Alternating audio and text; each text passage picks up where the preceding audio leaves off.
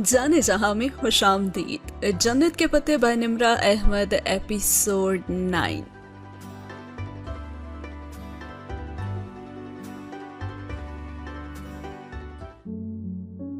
वो रात वैलेंटाइन की रात थी और डीजे कॉमन रूम में मुनक्किद उस ऑल गर्ल्स पार्टी में जा चुकी थी जो लड़कियों ने मिलकर दी थी, जबकि हया आईने के सामने खड़ी अपना काजल दुरुस्त कर रही थी। उसकी तैयारी मुकम्मल थी, लेकिन जब तक वो अपनी आंखों के कटोरे काजल से भर न लेती उसे तसल्ली नहीं होती थी। और अभी भी वो काजल की सिलाई की नोक आंख के किनारे से रगड़ ही रही थी कि दरवाजा बजा। धीमी सी दस्तक और फिर खामोशी। उसने काजल की सिलाई नीचे की और फिर पलट कर देखा। क्योंकि ये अंदाज डीजे का तो नहीं था, वो यूं ही काजल पकड़े आगे बढ़ी और नॉब घुमाकर दरवाजा खोला। बाहर बैल्कनी में रोशनी थी और जैसे उसने दरवाजा खोला तो बैल्कनी तारीक हो गई। गालिबन सीढ़ियों के ऊपर लगा बल्ब बुझ गया था। तो क्या कोई आकर वापस पलट गया था? लेकिन कौन? वो सोचने लगी। उसने गर्दन आगे करके राहदारी में दोनों समत देखा और हर सू खामोशी थी। बैल्कनी वीरान थी और वहां सर्दी थी और अंदर कमरा गर्म था। वो चंद सानिये खड़ी रही और फिर धीरे से शाने उचकाकर पलटने ही लगी थी कि ओ नहीं, उसके लबों से एक उकताई हुई कर्राह निकली, क्योंकि चौखट पे उसके कदमों के साथ ही सफेद गुलाबों का बुके और एक बंद लिफाफा रखा हुआ था। वो झुकी, दोनों चीजें उठाई और जारहाना अंदाज में लिफाफे का मुंह फाड़ा और अंदर रखा चौकोर सफेद कागज निकाला और चेहरे के सामने किया। उस कागज पर लिखा था, happy Valentine day from your Valentine.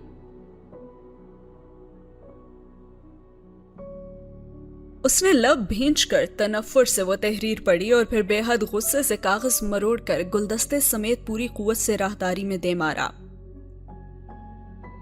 और जैसे वो मरने लगी तो उसे किसी की आवाज सुनाई दी, आउट!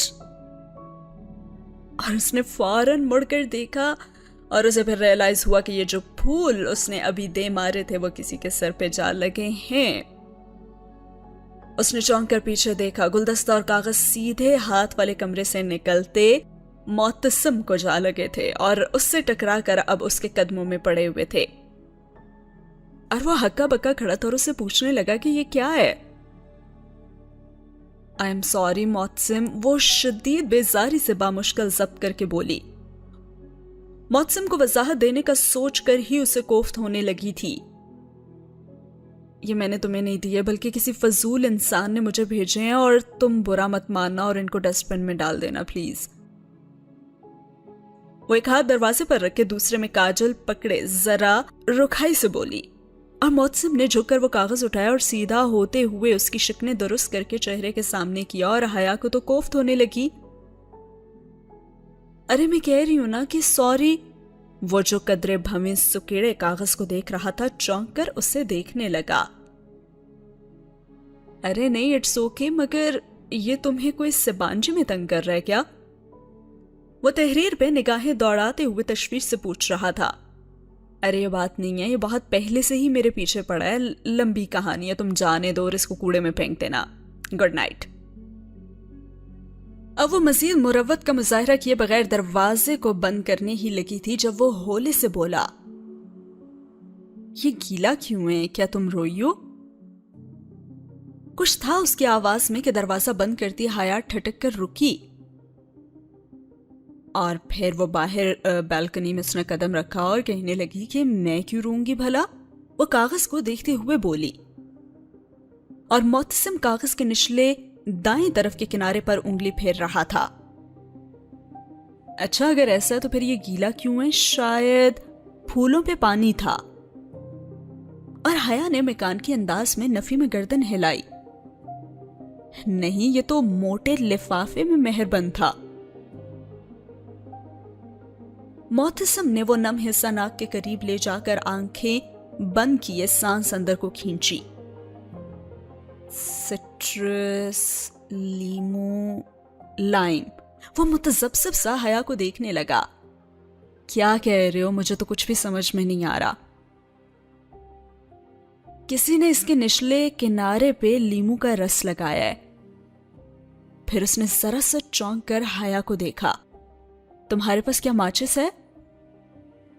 اور وہ جواب دیے بنا الٹے قدموں پیچھے آئی، دروازہ پورا کھول کر ایک طرف کو ہوئی اور معتصم قدرے جھجکا اور پھر کاغذ پکڑے اندر داخل ہو گیا. حیا نے اپنی اور ڈی جے کی میز کی کرسیاں کھینچ کر آمنے سامنے کی اور پھر ٹالی کی میز پر چیزیں الٹ پلٹ کرنے لگی. کیا تم بھی بچپن میں لیمو کے رس اور آگ والا کھیل کھیلتے تھے؟ وہ میز کی دراز کھول کر کچھ ڈھونڈ رہی تھی اور معتصم دھیرے سے ہنسا. بہت کھیل کھیلے اور ان میں سے اکثر آگ والے ہوتے تھے ہم.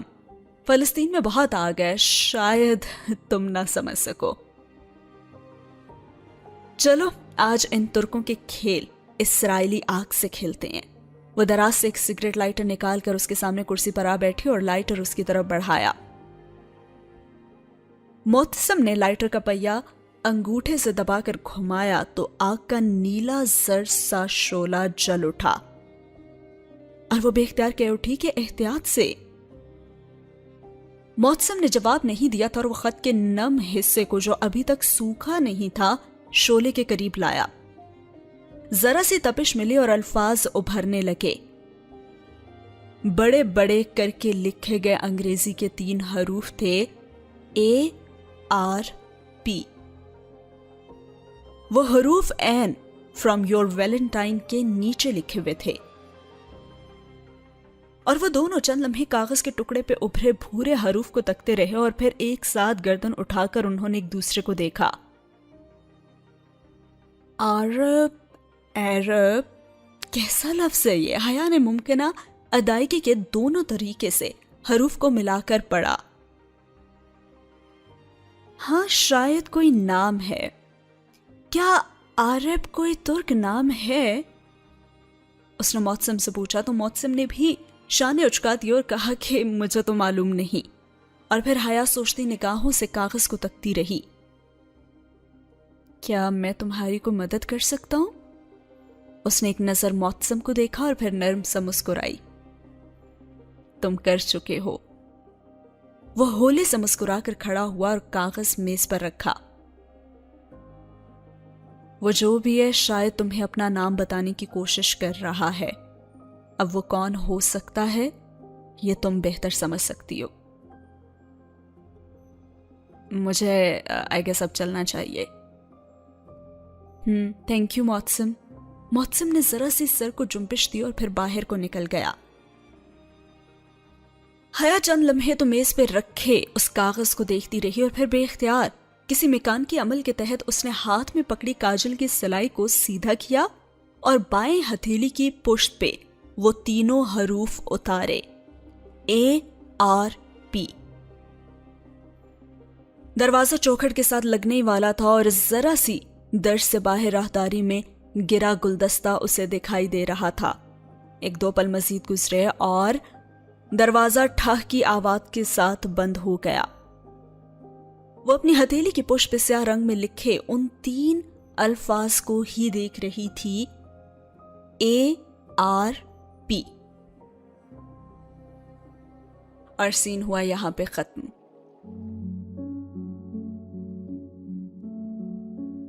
اس نے اوپر بنے کیبنٹ کا دروازہ کھولا، چند ڈبے الٹ پلٹ کیے اور نچلے خانے میں سرخ مرچوں کا ڈبہ نہیں تھا. اب وہ ایڑیاں اٹھا کر ذرا سی اونچی ہوئی اور اوپر والے خانے میں اس نے جھانکا تو وہاں سامنے ایک پلاسٹک کے بے رنگ ڈبے میں سرخ پاؤڈر رکھا نظر آ رہا تھا. اس نے ڈبہ نکالا اور کاؤنٹر کی طرف آئی. وہاں ڈی جے بھی کھڑی سلیب پہ کٹنگ بورڈ کے اوپر پیاز رکھے کھٹا کھٹ کاٹ رہی تھی اور اس کی آنکھوں سے آنسو گر رہے تھے. بریانی کی مقدار تو زیادہ ہے، 4 چمچ سرخ مرچ کے ڈال ہی لیتی ہوں، شاید ذرا سا ذائقہ آ جائے. ٹھیک ہے، وہ خود کلامی کے انداز میں کہتی ہوئی ٹوکری سے چھوٹا چمچ ڈھونڈنے لگی. ہاں ٹھیک ہے. ٹیچر نے بھی بھیگی آنکھیں اوپر اٹھا کر اسے دیکھتے ہوئے رندی سی آواز میں کہا اور آستین سے آنکھیں رگڑی.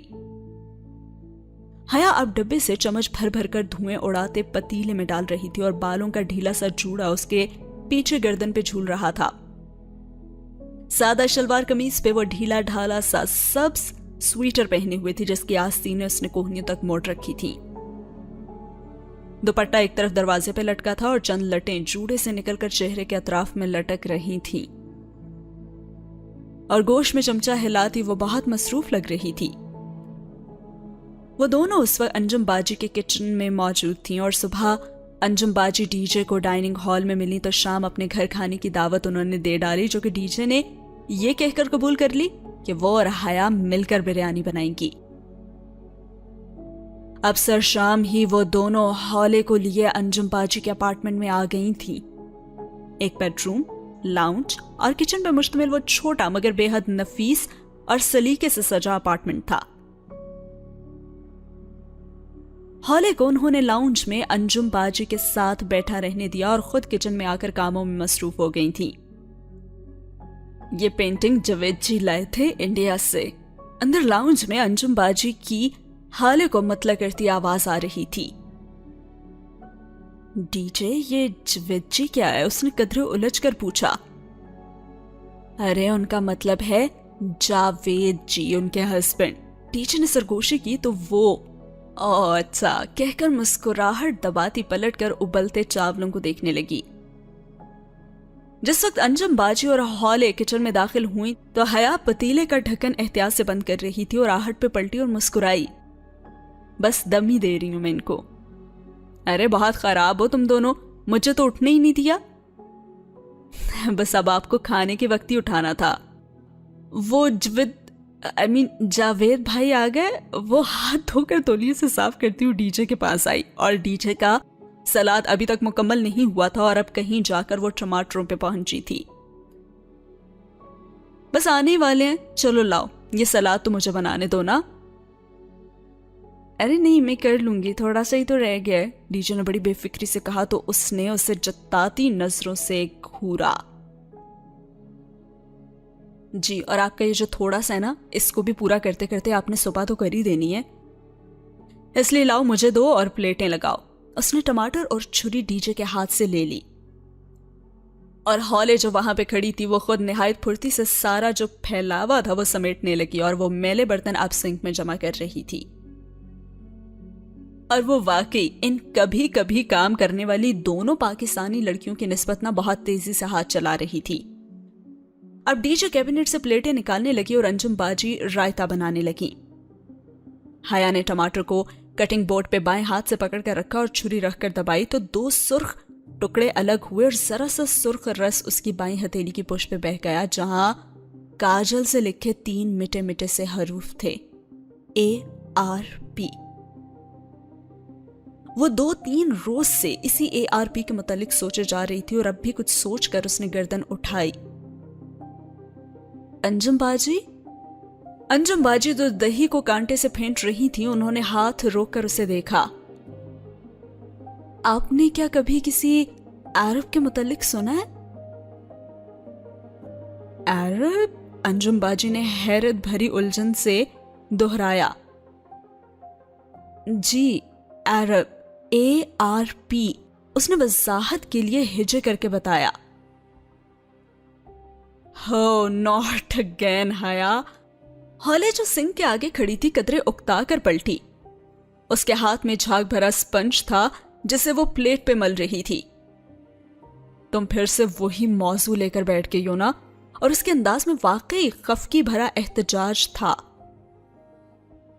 मगर हॉले अब के वाकई उलझी थी और ये मौजू तो उसने अभी तक हॉले के साथ कभी डिस्कस ही नहीं किया था। तो फिर अरे मैंने कहा था ना कि ये सब बेकार की बातें हैं। लेकिन मैंने पूछा ही क्या है? अरे ARP, अब्दुल रहमान पाशा, और कौन? मैंने तो बताया था ना तुम्हें कि ये घरेलू औरतों के अफसाने से ज्यादा कुछ नहीं है। भाई ये इस्तांबुल है और यहाँ कानून का राज है, माफिया का नहीं। अब इसके बाद मैं इस मौजू पे कुछ नहीं सुनूंगी, समझी? हॉले अब पलटकर झाग से भरी प्लेट को पानी से घंगाल रही थी और वो وہ حیرتوں کے سمندر میں گھری کھڑی تھی۔ ARP عبد الرحمان پاشا؟ او مائی گاڈ، یہ خیال اسے پہلے کیوں نہیں آیا؟ اب وہ فوراً سے خود کو نارمل ظاہر کرتے ہوئے ہاں اوکے وہ بظاہر سر جھکائے ٹماٹر کاٹنے لگی، مگر اس کے ذہن میں بہت سے خیال گڈمڈ ہو رہے تھے اور اسے لگا کہ حولے اور جہان ایک ہی جیسے تھے۔ اپنے استنبول کے دفاع کے علاوہ کبھی کچھ نہیں کہیں گے، اسے یقین تھا، مگر کسی کے پاس تو کچھ کہنے کے لیے ہوگا نا، اور اسے اس کسی کو ہی اب ڈھونڈنا تھا۔ وہ میز لگا رہی تھی جب جاوید بھائی آ گئے۔ وہ بھی PhD کر رہے تھے اور سبانچی میں پڑھاتے بھی تھے۔ بے حد ملنسار، سادہ اور خوش اخلاق سے دیسی مرد تھے، پرانے پاکستانی ڈراموں کے شوقین اور پرستار۔ ٹی وی کے ساتھ ریک میں انکہی، تنہائیاں، دھوپ کے نعرے، آنگن ٹیڑھا، الف نون سمیت بہت سے کلاسک ڈراموں کی DVDs قطار میں سجی تھی۔ ان دونوں میاں بیوی کا ایک دوسرے کے لیے طرز تخاطب بہت دلچسپ تھا۔ جاوید جی اور انجو جی، اسے بہت ہنسی آئی تھی۔ باقی تینوں بھی کچن میں تھی۔ جب حیا پانی رکھنے میز پہ آئی تو جاوید بھائی کو تنہا بیٹھے پایا۔ وہ شاید کسی کتاب کی ورق گردانی کر رہے تھے۔ جاوید بھائی، وہ گڑبڑا کر تصحیح کرتی ان کے سامنے کرسی کھینچ کر بیٹھی اور محتاط نگاہوں سے کچن کے دروازے کو دیکھا۔ دراصل ایک بات پوچھنی تھی آپ سے۔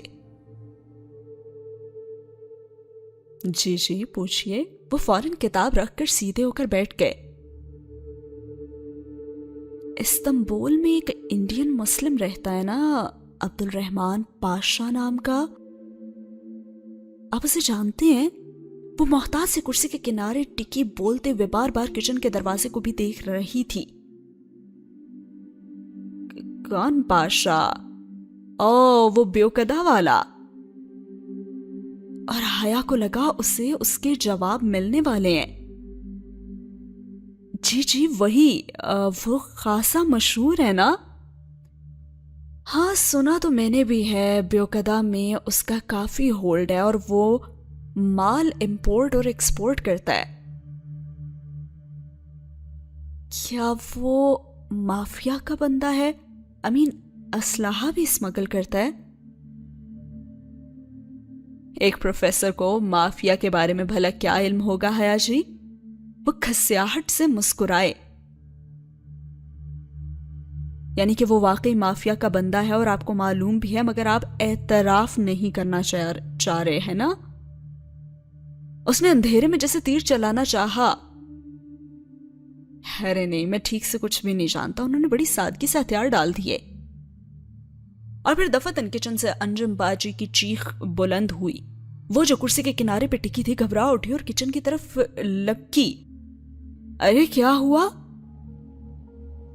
اور انجم باجی سرخ بھپو کا چہرہ اور آنکھوں میں پانی لیے کھڑی تھی اور ان کے ہاتھ میں خالی چمچہ تھا۔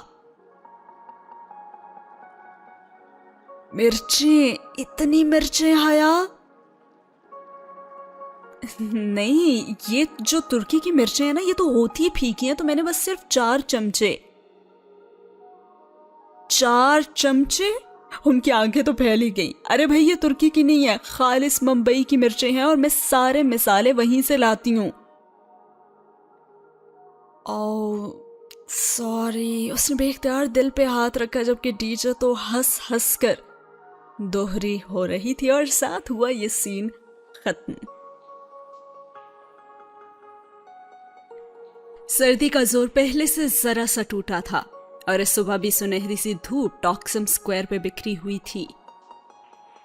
مجسمہ آزادی کے گرد ہر سو سونے کے ذرات چمک رہے تھے اور وہ دونوں ہی سس روی سے سڑک کے کنارے چل رہی تھی جب ڈیجے نے اس سے پوچھا،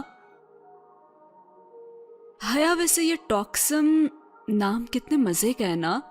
اس کا مطلب کیا ہوا بھلا؟ میں شہر کی میئر ہوں نا، جو مجھے پتا ہوگا۔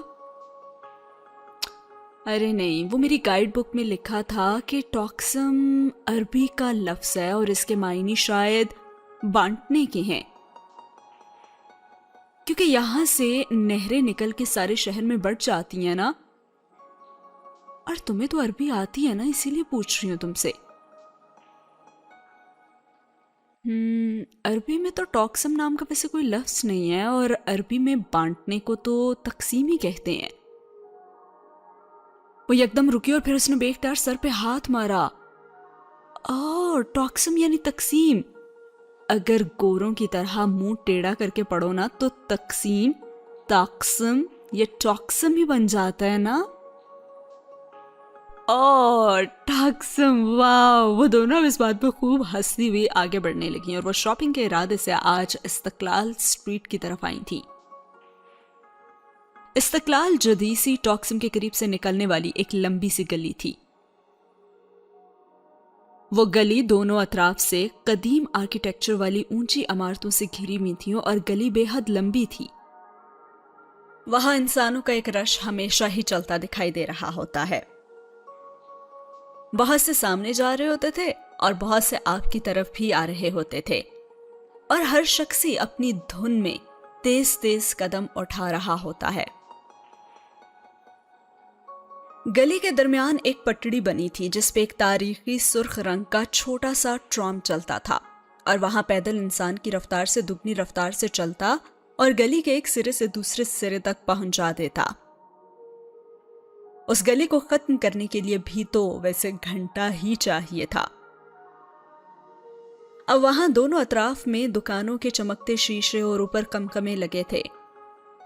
بازار, night clubs, restaurants, coffee shops, designer where اور غرض ہر برانڈ کی دکانیں وہاں پہ موجود تھی. چند روز پہلے وہ ادھر آئی تھی تو صرف ونڈو شاپنگ میں ہی انہوں نے 2.5 گھنٹے گزار دیے تھے, اور تب بھی وہ استقلال جدیسی کے درمیان پہنچی تھی, سو تھک کر واپس چلی گئی تھی. حیا, تم نے دیکھا استقلال اسٹریٹ جیسے ماڈرن علاقے میں بھی ہر تھوڑی دور بعد پریئر ہال ضرور ہے نا؟ ہاں یار, بڑے ہی نیک ہیں بھائی یہ ترک بھی. وہ قدرے تنزیہ ہنسی اور پھر متلاشی نگاہوں سے ادھر ادھر دیکھنے لگی. اس کا استقلال اسٹریٹ میں آنے کا مقصد جہان سے ملنا تھا, اور وہ صرف اسی لیے یہاں آئی تھی کہ برگر کنگ جائے اور پھر یہ کہے کہ میں تو یہاں سے گزر رہی تھی تو سوچا, یہ کہہ کر اس سے ملاقات کا بہانہ ڈھونڈ لے. اب وہ دونوں ساتھ ساتھ تیز رفتاری سے چل رہی تھیں اور وہاں ہوا بھی بہت تیز تھی اور حیا کے کھلے بال اڑ اڑ کر اس کے چہرے پہ آ رہے تھے. وہ بار بار کوٹ کی جیب سے ہاتھ نکالتی اور انہیں کانوں کے پیچھے کرتی. تبھی اس نے وہاں پہ برگر کنگ کا بھی بورڈ دیکھا تو ڈی جے کو بتائے بنا ریسٹورانٹ کے دروازے تک آئی, اور اس سے پہلے کہ وہ دروازے پہ ہاتھ رکھتی دروازہ اندر سے کھلا اور کوئی باہر کو نکلا تھا, اور وہ بے اختیار ایک طرف کو ہوئی اور وہ کوئی اور نہیں جہان ہی تھا. اور وہ اسے پہچان گئی تھی لیکن وہ اکیلا نہیں تھا. وہ اس کے سامنے سے آتا ساتھ سے نکل کر گزر گیا تو وہ پلٹ کر دیکھنے لگی. ڈی جے نے اسے رکتے ہوئے نہیں دیکھا تھا اور وہ اپنی دھن میں دکانوں کو دیکھتی ہوئی چلتی گئی اور لوگوں کے ریلے میں آگے بہ گئی, جبکہ حیا یوں ہی اپنے گھٹنوں تک آتے سیاہ کوٹ کی جیبوں میں ہاتھ ڈالے بس اسے دیکھ رہی تھی. اب وہ ہوا کے رخ پہ کھڑی تھی تو اس کے بال پیچھے کی طرف اڑنے لگے تھے. جہان اس سے دور جا رہا تھا اور اس کے ساتھ ایک دراز قد لڑکی بھی تھی. کوٹ سکرٹ میں ملبوس اپنے سرخ بالوں کو اونچے جوڑے میں باندھے وہ لڑکی ناگواری سے ہاتھ ہلا ہلا کر کچھ کہہ رہی تھی. جہان نے اسے نہیں دیکھا تو اسے یقین تھا. وہ دوڑ کر ان کے پیچھے گئی اور وہ دونوں بہت تیز چل رہے تھے. ان کی رفتار سے ملنے کی کوشش میں وہ ایشیائی لڑکی ہانپنے لگی تھی اور بامشکل وہ ان کے عین عقب میں پہنچ گئی. لڑکی بلند آواز میں نفی میں سر ہلاتی ہوئی کچھ کہہ رہی تھی جبکہ جہان بھی خاصا جھنجھلایا ہوا بحث کر رہا تھا. وہ دونوں آپس میں ترک بول رہے تھے یا پھر کوئی دوسری زبان, وہ فیصلہ نہ کر پائی. شاید ترک نہیں تھی. وہ بہت لمبے لمبے فقرے بول رہے تھے اور جتنی ترک حیا نے اب تک سنی تھی وہ ایسی نہیں تھی. ترک میں فقرے چھوٹے ہوتے ہیں, بس فیل کا استعمال کیا اور اس کے آگے پیچھے سابقے اور لاحقے لگا کر ایک بڑا لفظ بول دیا جو معنی میں کئی فکروں کے برابر ہوتا تھا. جہان جہان. وہ شور اور رش میں بمشکل اتنی آواز سے اسے پکار پائی کہ بس وہ سن سکے، اور اس کی تیسری ہی پکار پہ وہ رکا اور لڑکی بھی ساتھ ہی رکی اور وہ دونوں ایک ساتھ ہی پلٹے. جہان، اور اس کے ہونٹ جہان کو دیکھ کر ایک معصوم مسکراہٹ میں ڈھلنے لگے تھے. کیا مسئلہ ہے؟ اس نے سنجیدہ اور اکھڑے اکھڑے انداز میں آئی برو اٹھائے اور اس کے چہرے پر اتنی سختی اور ناگواری تھی کہ حیا کی مسکراہٹ میں کھلتے لب بند ہو گئے اور اس کا رنگ پھیکا پڑ گیا. میں حیا، وہ بے یقینی سے بنا پلک جھپکے اسے دیکھ رہی تھی اور اسے شک گزرا تھا کہ پتہ نہیں کیوں جہان نے اسے پہچانا شاید نہیں تھا. ہاں تو پھر؟ اس نے بھی آئی برو سکیڑتے ہوئے کہا اور وہ لڑکی کوٹ کی جیبوں میں ہاتھ ڈالے کھڑی ناپسندیدگی سے حیا کو دیکھ رہی تھی. پھر حیا نے بے یقینی سے زیر لب دہرایا اور وہ ششتر سے جہان کو ہی دیکھ رہی تھی اور وہ پھر بامشکل ضبط کر کے بولا کہ کوئی کام ہے کیا؟ اور حیا نے دھیرے سے نفی میں سر ہلایا اور اس میں بولنے کی تو سکت تھی ہی نہیں. تو میری شکل کیا دیکھ رہی ہو؟ جاؤ. وہ شانے جھٹک کر پلٹا اور لڑکی بھی ایسے اسے ایک عجیب اس پہ نگاہ ڈال کر مڑ گئی. استقلال اسٹریٹ پہ لوگوں کا ریلا آگے بڑھتا گیا اور جہان سکندر اور اس لڑکی کے پیچھے بہت سے لوگ اس سمت جا رہے تھے اور کتنی ہی دیر وہ ساکت کھڑی بہت سے سروں کی پشت کے درمیان اور ان دونوں کو دور جاتے دیکھتی رہی اور اس کی پلکیں تو جیسے جھپکنا ہی بھول گئی تھی اور ان دونوں کے سراپے ہجوم میں گم ہو رہے تھے اور وہ نقطے بنتے جا رہے تھے مدھم، دور اور بہت دور. اور پھر ڈی جے بھی اسے ڈھونڈتے ہوئے وہاں پہنچ گئے اور حیا تم کہاں تھی؟ اتھل پتھل سے سانسوں کے درمیان وہ چلا رہی تھی لیکن حیا اس کی آواز نہیں سن رہی تھی. وہ اسی طرح بھیڑ کے درمیان پتھر ہوئی کھڑی اس سمت کو دیکھ رہی تھی جہاں وہ بہت دور جا چکے تھے. ساکت پتلیوں میں اب درد ہونے لگا تھا. بالآخر بوٹ سے اس کی پلکیں گریں اور جھک کر اٹھی تو منظر بھیگ چکا تھا. اس نے پھر سے پلکیں جھپکائیں تو بھیگی آنکھوں سے قطرے رخساروں پہ گرنے لگے اور سامنے کا منظر قدرے واضح ہوا مگر لمحے بھر کی تاخیر سے اس کا تعاقب ہار گیا تھا اور وہ دونوں بھیڑ میں گم ہو گئے تھے اور وہ اپنا منظر کھو چکی تھی. آنسو ٹپ ٹپ اس کی تھوڑی سی نیچے گردن پہ لڑکتے گئے. حیا کدھر رہ گئی تھی تم یار؟ ڈی جے نے نڈھال سی آ کر اس کا شانہ جھنجھوڑا اور اس کا سانس پھول چکا تھا اور وہ ہانپ رہی تھی. میں کہیں بہت پیچھے رہ گئی ہوں ڈی جے. وہ بس اسے سم دیکھتے ہوئے بڑبڑائی تھی. اور یہ سین یہاں مکمل ہوا.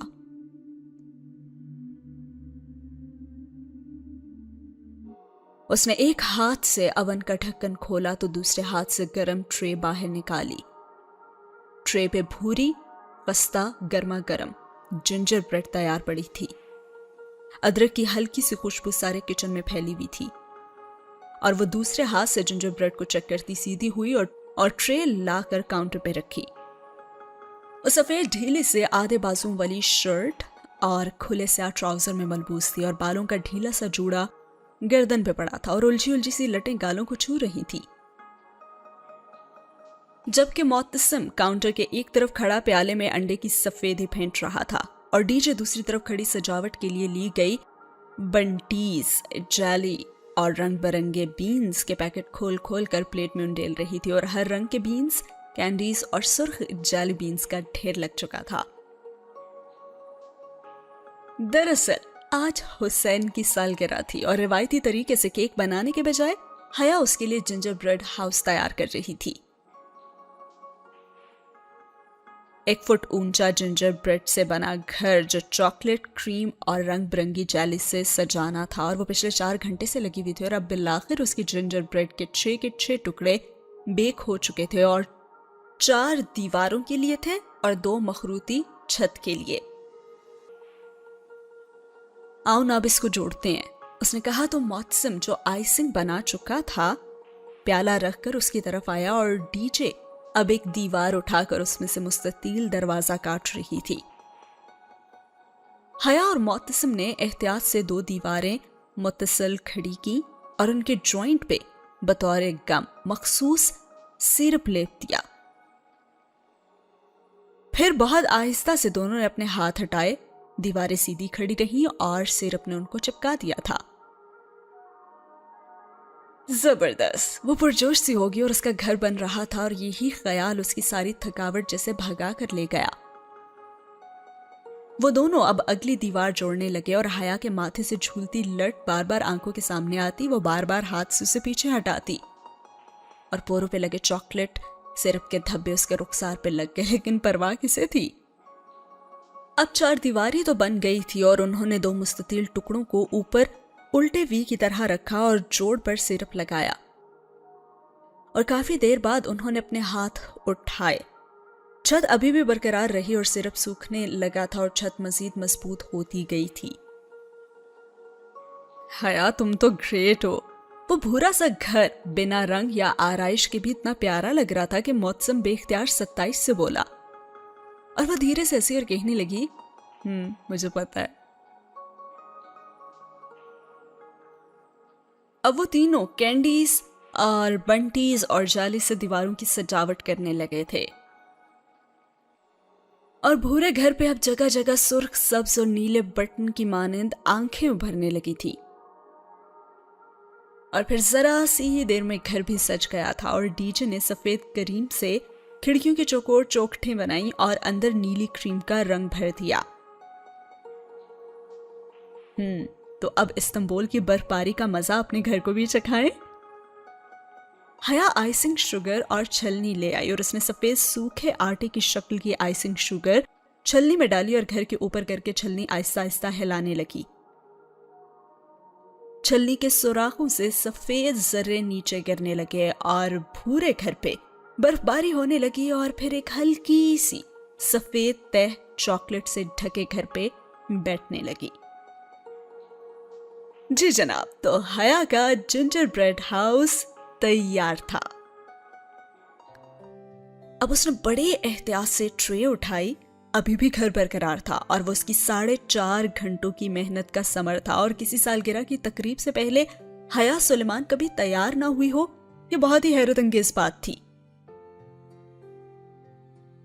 लेकिन आज उसकी तैयारी बस वो घर ही था।